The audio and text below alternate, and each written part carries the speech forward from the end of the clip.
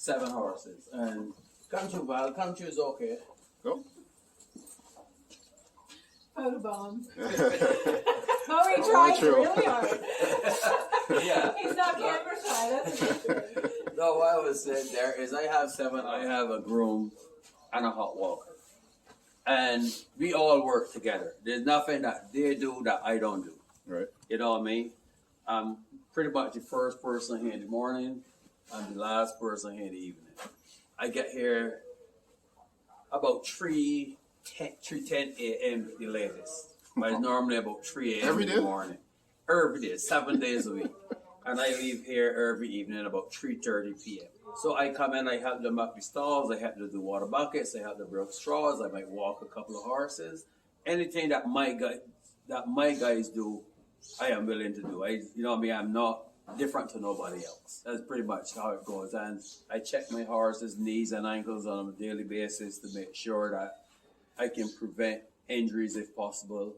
You know what I mean? If you catch it early, you can probably prevent it. But you know, some of them are unpreventable because you never can find those kind of injuries sometimes. But it's pretty straightforward what I does and how I do it. And Coming through again. along with, you know, I have some good neighbors. You know, Mr. Bell is to my left, Mr. Durham Burnett is to my right, and pretty much if there are any problems, you know, I mean, we all help one another. You know what I mean? Like, yeah, they had a horse with a belly ache, and Mr. Bell was the first to jump and give me some banami to help it out. You know what I mean? So we all work together and try to get the barn in a friendly atmosphere. So that's good neighbors. Yeah, that's pretty good. And you guys been in the same barn for a Well, long I was time? in this barn since I'm thinking it was 2013, but I was working with Ricky Griffith. I still help out Mr. Griffith because he's sick right now. Mm-hmm. You know what I mean? So he has 4 horses on the other side. They come in and look after them as well. So I'm pretty busy in the hole, you know what I mean? But I have to do what I have to do because Ricky was good to me, very good to me. So I have to show him back. You know what I mean? I owe him that to do whatever I have to do to make sure his operation still goes smooth. But, you know, that's well said, man. So I guess you and Ricky is very like brothers. Yeah, you know what I mean? Like we went a long way back.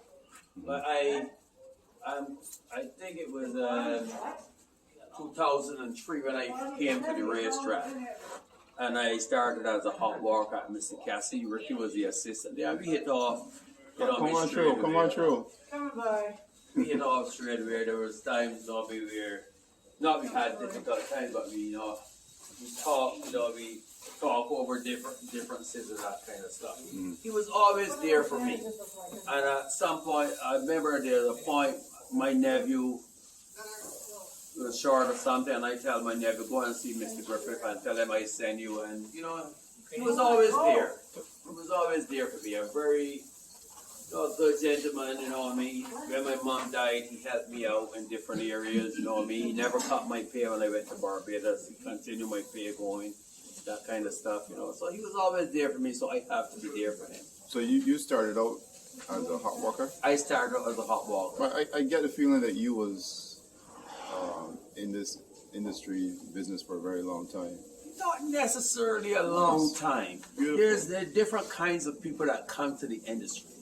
And there are people that are willing to learn, and there are people that are looking for a pay path. I was one that was wanted to learn, ask a lot of questions, and up to this present day, I still ask a lot of questions. I came to the racetrack in 2003. I was an assistant manager at McDonald's restaurant, and had a wife and a couple of kids. And my wife, it was a difficult time because my wife said, you know me, I never had time for her. I was always at the restaurant. But what she didn't understand as a black man in a big environment like that, if you're working, let's say 6 to 2, at 2 o'clock you just can't get up and leave. Right. You know what I mean? You have to make sure that everything match back because you're the target. You know, so she was saying, well, I didn't have no time for her and all this kind of stuff. So I decided, you know what, I'm going to leave McDonald's restaurant. I came up to Woodbine to get a hot walker job so I can just done work early in the morning, at least 10 o'clock, go back home with the kids, and that still didn't work. You know what I mean? That still didn't work. 2 weeks after I did that, she told me she don't like that job for me, my clothes too dirty, all that kind of stuff. So I know that pretty much I was at the problem. It was time for her to move on. So that happened, and you know what I mean? I moved on from there, and I just came to the racetrack. Then I went to a farm to get more knowledge. And quickly after that, you know what I mean, there was a guy called Mr. Keith Pollard. You know what I mean? He's a very, very, very good groom. I asked him a lot of questions. He teach me a lot. And then some other guys that I continue to ask questions. Ricky would show me different things. You know what I mean? Especially lamenesses and that kind of stuff. Ricky is very, very good. I'm prepared to say on air that Ricky is a lot better in identifying lamenesses and horses than a lot of the veterinarians at Woodbine. Wow. He's a lot better than a lot of the veterinarians. But you know, consistently, what I keep hearing is that he's a very good horseman. Very good. There's not too many people in this industry is better than Ricky. Not too many. He has a very, very, very good eye for horses. Very, very good eye. If it's buying, if it's training, if it's lameness, Ricky is there. So he's been around for a long time, obviously. Yeah. And you came after. Yeah, I came on his training, you know, I mean, it was a groom. I started at Cassie as a hot walker with him, and then I came here as a groom. And we always got along, you know what I mean, and I would ask him a lot of questions. He would show me where, you know what I mean, what to look forward to and that kind of stuff. So, you know what I mean, even now, he's sick and he's home, I would do videos and, you know, ask a lot of questions. Still, I would do a video and send it to him. He's still as sharp as a tack. That's what I keep hearing. He's still as sharp as a tack. You know, I mean, I would do a video and I would send it to him and ask him what he think about this one, and he would tell me exactly what to look at, what he's saying or what to look forward for and that kind of stuff. You know what I mean? So he's still really good despite his illnesses. Yeah. That's good to hear. I saw you the other day helping him out. Yeah, you know, like I am his sub trainer. Because of his illnesses and he can't be here, he has had to get a sub trainer. I'm the sub trainer for him, so I still make sure that his things go the right way, the way he wants it to go. And if I see something that I'm not sure of, I'll videotape it or take a picture of it and send it to him, and he will get right back to me on that. I gotta ask you a question. Yeah. How do you get from McDonald's hot walker to this point right now? That's like what I'm saying. 1 minute. Jackie, let me touch that base with I'm kind of busy. How you doing today, buddy? I am good. But I'm saying, good. after I was going through a difficult time with my wife, and she telling me I don't have enough time for her and the kids.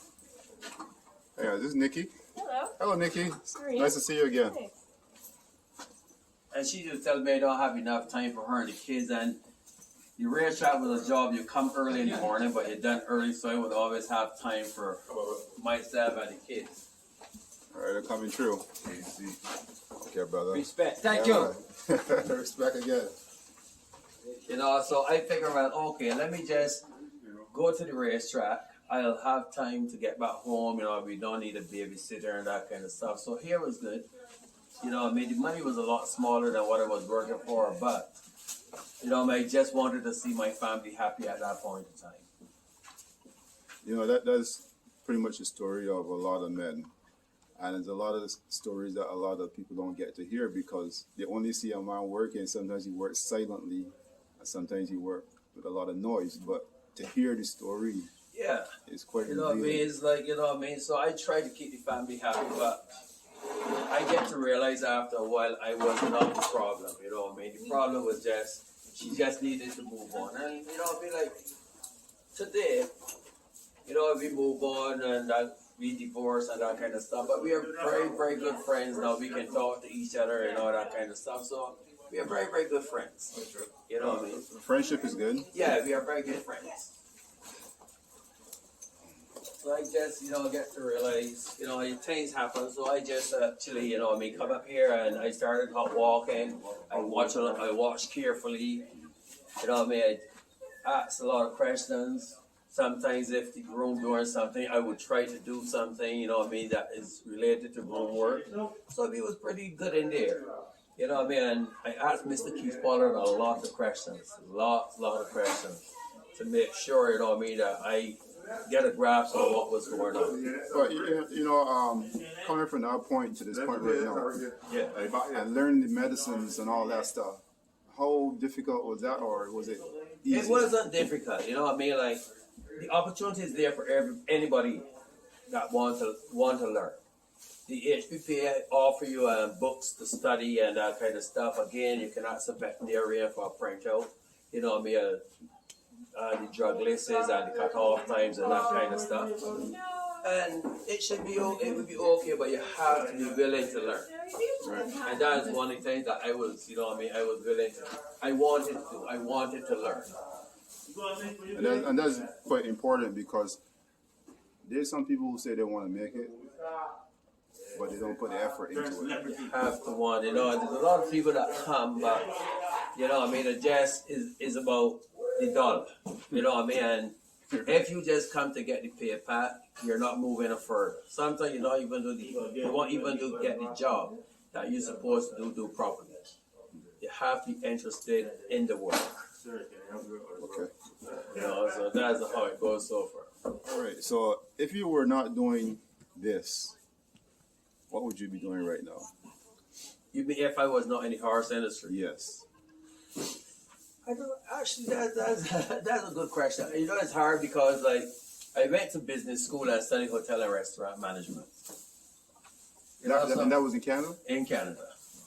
I didn't come to Canada and stick out. So you came to Canada as a youngster, or as a when I came to very Canada, small boy? When I came to Canada, I think I was about 24 years old. Still young, but Yeah. I was thinking younger. No, Yeah. I think I was about 24 years old when I came to Canada. But, when I first came, you just collect some friends and some bad friends, and it ain't really interesting. But then again, as life goes on and you get older, you start thinking, like, whoa, I got to make some changes in my life. I used to party, I used to smoke, and I don't want with none of those things now. After this, in the morning, I pick up my wife at work, we go home and sit together, have dinner. And quickly after that, in this bed, we have a couple of hobby things home. Like we have 2 dogs, I have a couple of birds. And whatever I involve in, she gets involved in. So we don't need like a big lot of people to, So you seem like you're pretty at ease right now. Yeah, I'm comfortable. Yeah. I'm comfortable. Good to hear. Yeah, comfortable. It's really good to hear and see the changes with all of us, even like myself too. All of Yeah, us that's what I'm same saying. age. Like you just gotta find yourself, and the questions you ask yourself, you know where you're at, and then you gotta ask yourself, where do I want to go from here? Mm-hmm. You know what I mean? And then you gotta work toward that. And all these are goals that you gotta make realistic. Cause some people make goals, but they're not realistic goals. You have to make your goals realistic and put a time span on it. So when you put time span on these goals, you can and try to achieve it. Is what I try to do. So at this point in my life, I'm comfortable. I was telling my friend just yesterday that there's something rewarding about this business. Getting up early in the morning, Yeah. doing some work, and then I don't know, it just feels kind of rewarding. I know it's not the easiest business because it's very tough, but you want to share What about is, again, you gotta like what you does, and I enjoy what I do. Sometimes it gets tough, and you just gotta. Again, it's all about managing your time, managing your finance. It's all about management, and if you get everything managed, okay, it's fine. And again, as I said, my wife and I, we work together pretty much. So, anything that I get involved in, she gets involved in. And we just try to make it happen. I'm smiling because I'm hearing a very familiar theme. So, the reason why I'm smiling is because for men don't usually reveal those things. A lot of men like to kind of hold those things. No, but you see the thing about it, so I'm happy in my life. I'm happy with my life. Yes. You know what I mean? I can't answer for nobody else. I can't say for nobody else. You know what I mean? I'm proud to talk about my wife. I'm proud to present my wife. You know what I mean? Because we work together to make this happen. If she has $10, she won't say, well, this is my $10, or I need this $10 to do something. She would just leave it there. And if I need to use it, I can use it, and she'd be happy with that. So that's good to hear. This is turning from a nice little interview into a nice, beautiful, romantic story. Yeah, you know, but that's all. See, that's all my life. I has nothing. You know what I mean? Like I had my ups and downs in life, but you put it together. You know what I mean? And most people should. But I find where my mistakes were because I was looking for things out that I had home, which they even made sense. You know what I'm saying? Which they even made sense. So now that I understand life truly, there's no need to look nowhere. I'm happy home. You know what I'm saying? Now let's switch gears a little bit here about the horses. Yeah. Your horses right now. Who's your most successful horse that you have with you right now? Well, this horse did. This one is called Bullock Speed. Oh, this is Bullet Speed. Yeah, he did Okay. well for me last year, and I'm expecting him to do pretty good this year as well. I have one installed 57. That is called Rosie Amore. She ran twice last year as a 2-year-old, and she did well. She won for me last year in her second start, and I just put her away. You know, as I got to bring her back this year, I intend to work her this morning, 3 and see where we go from and start her up from there. But those two was very successful. And when is your next race day you got? Well, I have an entry for Bullet Speed on Tuesday. Hopefully the race goes. If the race goes, then he'll race on Friday. Tuesday? Yeah, I'm thinking, Tuesday's entry day. Oh, entry Tuesday day. for Okay. Friday. Okay, got it. So entries Tuesday, and if the race is selected, then he'll run on Friday. Nice. Lots of owners or? No, these are mine and my wife's. Yeah, my wife, you know. No. This one here belongs to Jamar, given the guy that went riding on the horse just now. This one is called Racehorse. Nice horse, very very nice horse. I think it's I expect good going from this horse this year. So, how much does it really?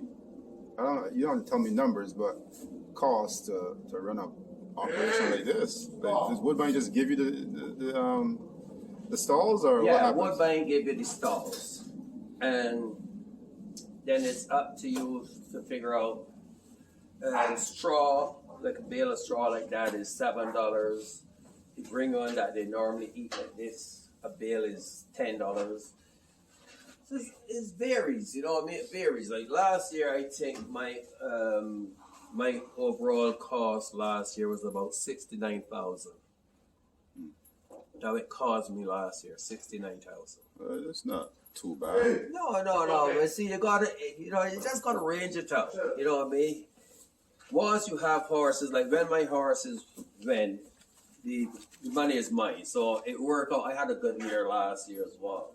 You know what I mean? Well, so far in the business, I didn't have a year that I lost money.